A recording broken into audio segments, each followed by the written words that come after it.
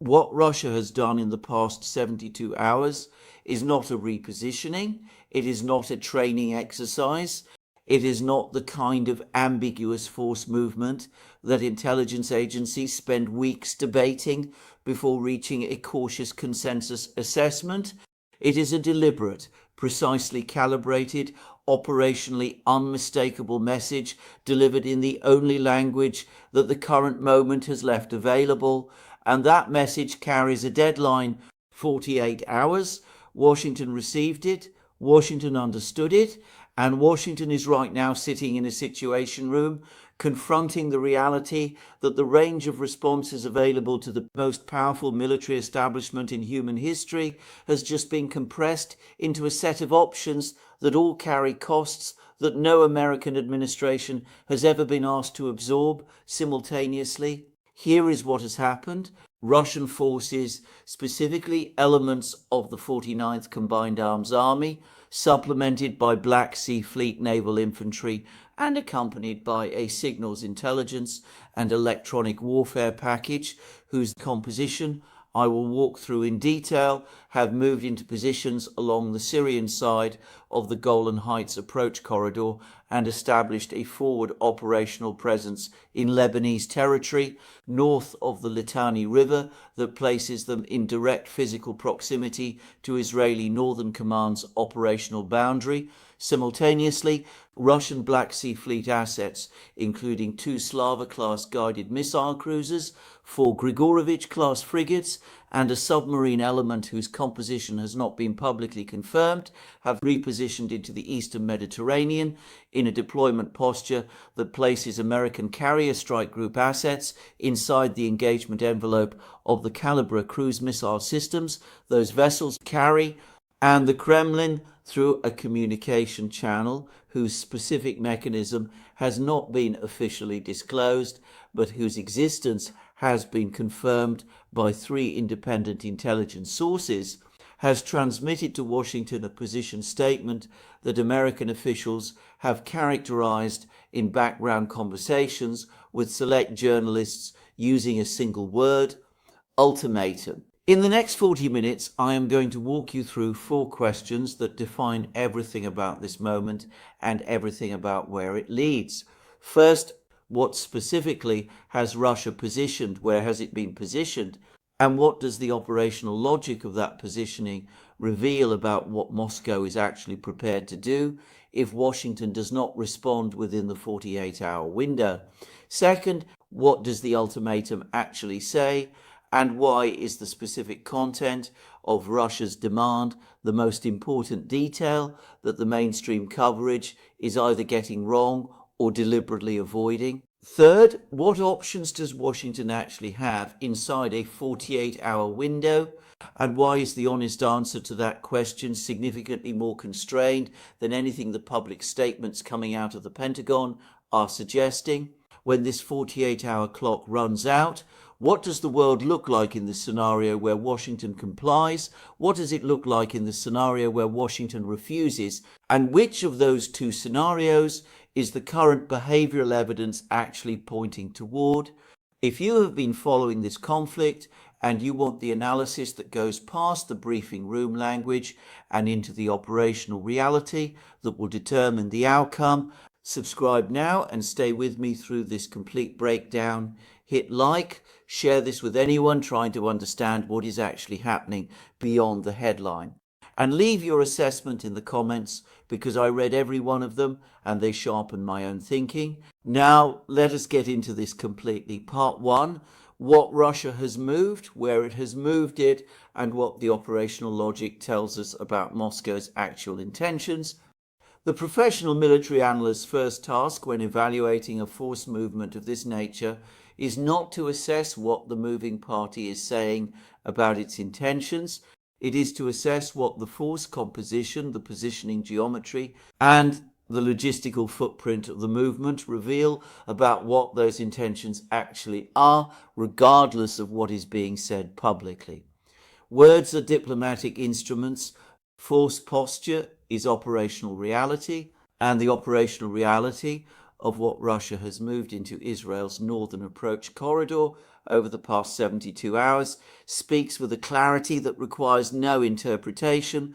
The ground component of Russia's repositioning centers on elements drawn from the 49th Combined Arms Army, the formation that has served as Russia's primary power projection instrument in the Syrian theater since Moscow's direct military intervention began in 2015.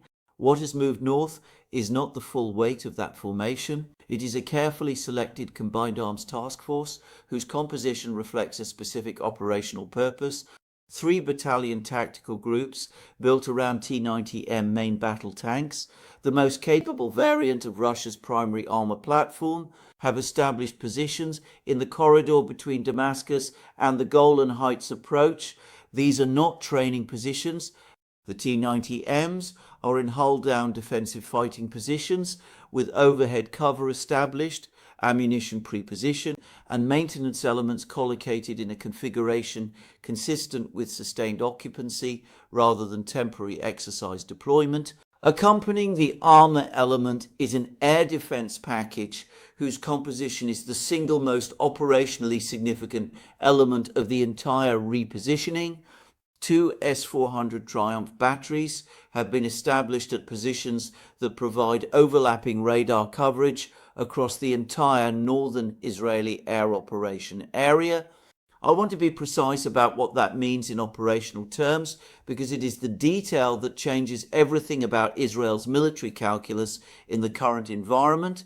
The S-400's engagement envelope at maximum range extends to approximately 400 kilometers.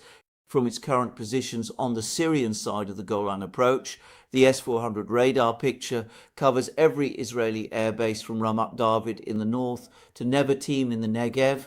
Every Israeli aircraft that takes off from any of those bases is immediately visible to a system whose interceptor inventory can engage targets at ranges, altitudes, and velocities that encompass the entire operational flight profile of Israel's F-35 fleet.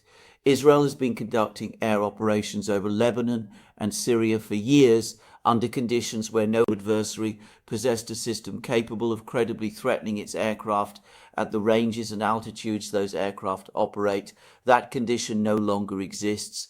The electronic warfare component of Russia's repositioning is the element that has received the least attention in public coverage and carries some of the most significant operational implications. Krasuka-4 electronic warfare systems, the Russian military's most capable ground-based electronic attack platform, have been positioned at 2 locations that provide coverage across the northern Israeli communications architecture. The Krasuka-4 is specifically designed to suppress airborne radar systems, blind drone reconnaissance assets, and disrupt the data links that connect Israeli air and ground forces to their command and control networks. Its employment in the current positioning is not incidental. It is a direct operational signal about what happens to Israeli situational awareness if the 48-hour window closes without a response that Moscow considers adequate. The naval component offshore completes the picture in a way that transforms this from a regional force repositioning into a multi-domain strategic statement. The Slava-class cruisers carry between 16 and 20 Kalibr cruise missiles each in their vertical launch configurations. The Grigorovich-class frigates carry 8 Kalibr each. The total Kalibr inventory of the confirmed surface element alone exceeds 100 combat-ready precision strike weapons positioned within range of every significant military and infrastructure target in Israel and every American military facility in the eastern Mediterranean. The submarine element, whose composition remains unconfirmed, adds an undersea dimension that requires American anti-submarine warfare assets to operate in a threat environment that consumes defensive attention and degrades the carrier strike group's freedom of action in ways that have direct operational consequences. What the combined posture communicates to any professional military analyst is unambiguous. Russia has positioned a force that can simultaneously deny Israeli air freedom of operation over its own northern territory, disrupt Israeli command and control communications, and deliver precision strikes against any target in the region from a naval element that operates beyond the reach of Israeli retaliatory options. This is not a defensive posture, it is a coercive one. And coercive force postures that come with 48-hour deadlines have a specific name in the vocabulary of international security. They are called ultimatums. Part 2, what the ultimatum actually says and why the specific content matters more than anything else being discussed. The Kremlin's communication to Washington has been characterized in public by American officials with a deliberate vagueness that serves domestic political purposes but obscures the operational significance of what was actually transmitted. Let me be as direct as the available information allows about what Russia's position statement contains, because the gap between the public characterization and the operational content is where the real story lies. Russia's demand, as reconstructed from multiple sourced accounts, centers on 3 specific requirements delivered as a unified package with the 48-hour compliance window attached. The first requirement is a complete cessation of American military resupply operations to Israel through all delivery channels, air, sea, and overland for a minimum period of 30 days. This is not a request for a reduction in resupply tempo. It is a demand for a complete halt to the logistics pipeline that has been sustaining Israeli military operations through the consumption rates that the current conflict intensity has produced. The operational significance of this demand is immediately apparent to anyone who has followed the ammunition and munitions situation on the Israeli northern front. A 30-day halt to American resupply under current consumption conditions does not produce a gradual degradation of Israeli combat capability. It produces a cliff. The precision munitions inventory, the interceptor stockpiles, the artillery ammunition that frontline units depend on for their daily operational requirements runs to depletion on timelines measured in days under active conflict conditions, not weeks. Russia knows this. The demand was calibrated with full knowledge of exactly what a 30-day resupply halt produces at current consumption rates.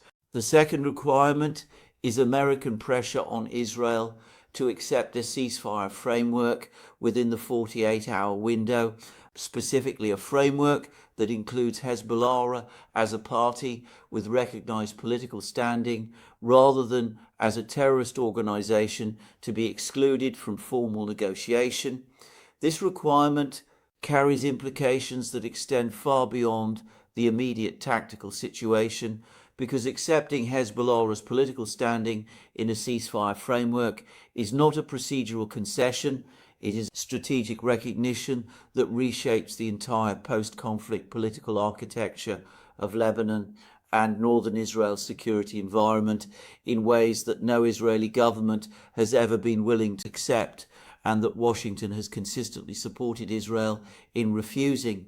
The third requirement is the withdrawal of the USS Gerald R. Ford carrier strike group from its current eastern Mediterranean operating position to west of the Strait of Sicily, removing it from the operational area in a way that is publicly visible and verifiable by Russian surveillance assets within the 48-hour window. This demand is the one that has produced the most acute reaction inside the Pentagon, because it is not framed as a request for de-escalation.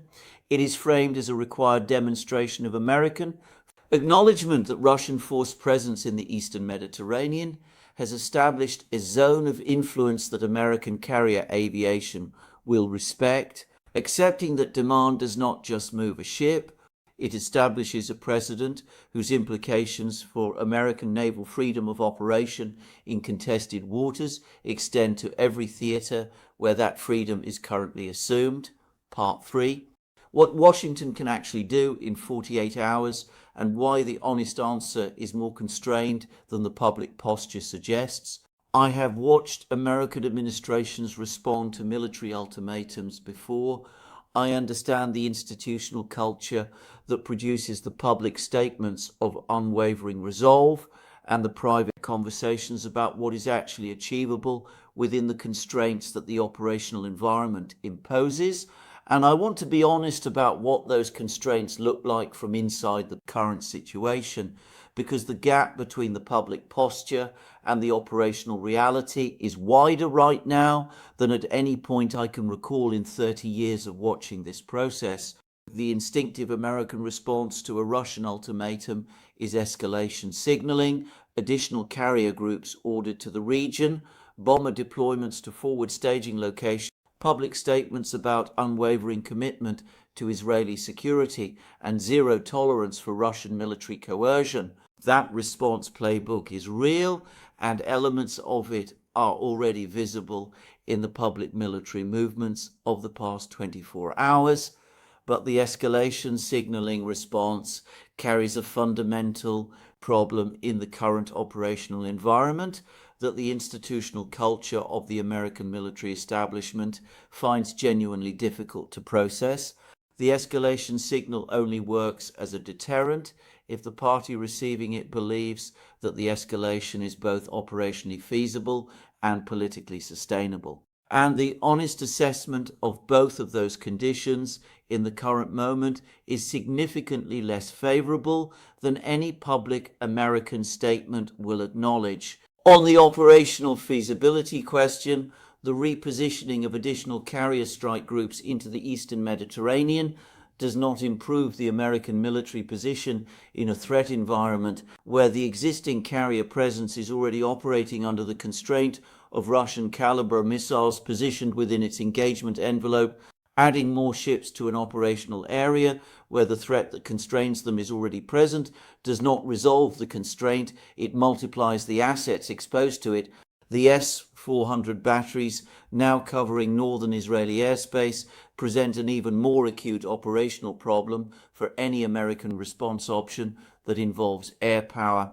American strike aircrafts operating in support of Israeli operations in Lebanon and Syria are now operating in an environment where a Russian-operated air defense system with the capability to engage them is physically present and operationally active. Rules of engagement in that environment are not a simple calculation. They are a question about whether the United States is prepared to engage Russian military assets directly. And that question has an answer that every American administration since 1945 has given the same way.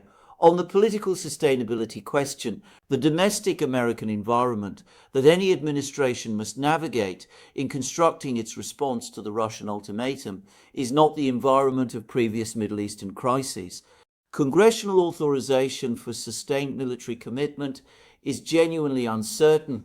Public appetite for a confrontation whose escalation pathway leads toward direct conflict with a nuclear arms peer competitor is limited in ways that Russian strategic planners have assessed with considerable accuracy, and the economic consequences of a Hormuz disruption triggered by escalation that extends the conflict rather than containing it represent a political cost that any administration's domestic advisors are quantifying in real time with results that are not encouraging. The 48-hour window is not long enough to resolve any of these constraints. It is specifically calibrated to be shorter than the time required for the American political system to build the consensus that would be necessary to support the escalation response that the public posture implies. Moscow chose 48 hours because it understands exactly how long American institutional decision-making takes and exactly what that timeline produces when the decision required is genuinely difficult. Part 4, when the clock runs out. The two scenarios and what the evidence currently points toward. I want to walk through both scenarios with the honesty that the moment requires, because the mainstream commentary is doing a disservice to the people trying to understand this situation by treating the outcome as more open than the current behavioral evidence suggests it actually is. Scenario 1, Washington complies, fully or partially within the 48-hour window. In this scenario, the American resupply halt is announced as a temporary measure pending ceasefire negotiations. The carrier group repositioning is framed publicly as a routine operational adjustment. The ceasefire framework, including Hezbollah as a party, is presented as a pragmatic path to stability rather than a strategic concession. The operational consequences of this scenario for the Israeli military position are immediate and severe in the ways I have already described. The political consequences for American credibility across every alliance relationship that depends on Washington's willingness to sustain commitments under pressure are significant and lasting. But the scenario avoids the direct military confrontation with Russia that the alternative produces and preserves enough of the existing framework to allow a reconstruction of American influence over a longer timeline. The nations watching most carefully in this scenario are not in the Middle East, they are in Taipei and Seoul and Warsaw and Tallinn, because the question they are asking is not what happened to Israel. The question they are asking is what the American response to a Russian military ultimatum revealed about the reliability of the commitment that is the foundation of their own security calculation. Scenario 2, Washington refuses, escalates, and calls what it characterizes as a Russian bluff within the 48-hour window. In this scenario, additional American military assets are publicly ordered into the region. The carrier group maintains its position, resupply operations continue, and the world discovers whether the Russian force posture that produced the ultimatum was a coercive instrument designed to produce compliance or a genuine operational commitment whose terms Moscow is prepared to enforce. I have spent 30 years studying how the gap between stated intent and operational commitment resolves itself when the moment of truth arrives, and I want to be direct about what that experience tells me in the current situation. Russia did not move S-400 batteries, combined arms battalion tactical groups, Kalibr-equipped naval vessels, and Krasukha 4 electronic warfare systems into Israel's northern approach corridor as a bluff. The logistical investment, the operational exposure, and the reputational commitment that a deployment of this composition and this specificity represents is not consistent with a posture designed to be called and withdrawn. Moscow has positioned forces that it can employ. The question of whether it will employ them if Washington refuses is the question that the next 48 hours will answer. And the answer to that question will define not just the trajectory of this conflict, but the shape of the international security environment for the decade that follows. What the current behavioral evidence points toward is a third path that is neither full compliance nor direct confrontation. It is the path of managed ambiguity, of partial responses that satisfy enough of the Russian demands to avoid the direct military confrontation, while preserving enough of the public posture to avoid the appearance of capitulation. American diplomatic history is full of moments where that path was walked with sufficient skill to produce outcomes that both sides could characterize as acceptable. The Cuban Missile Crisis resolved on exactly that basis. What is different now is the operational environment in which the managed ambiguity must be constructed. In 1962, the back channel through which Kennedy and Khrushchev found their mutual off-ramp operated in a media environment that provided the space for quiet concessions to be made without immediate public visibility. The concession on American Jupiter missiles in Turkey that was central to the actual resolution of that crisis was not publicly acknowledged for decades. The current media environment provides no equivalent space. Every movement of every American military asset is tracked by commercial satellite imagery available to any analyst within hours. Every diplomatic communication leaks within the news cycle in which it occurs. The managed ambiguity that resolved the Cuban Missile Crisis required a degree of informational control that the current environment structurally cannot provide. That constraint is not a minor operational detail. It is the variable that makes the next 48 hours more dangerous than any equivalent window in recent American strategic history, because it removes the tool that has historically been most effective at resolving exactly this kind of confrontation without either side having to absorb the full cost of the outcome. There is something I want to say about what Russia has demonstrated in this repositioning that goes beyond the immediate operational and diplomatic analysis, because I think it is the most important thing to understand about what Moscow's strategic calculus actually reflects at this moment.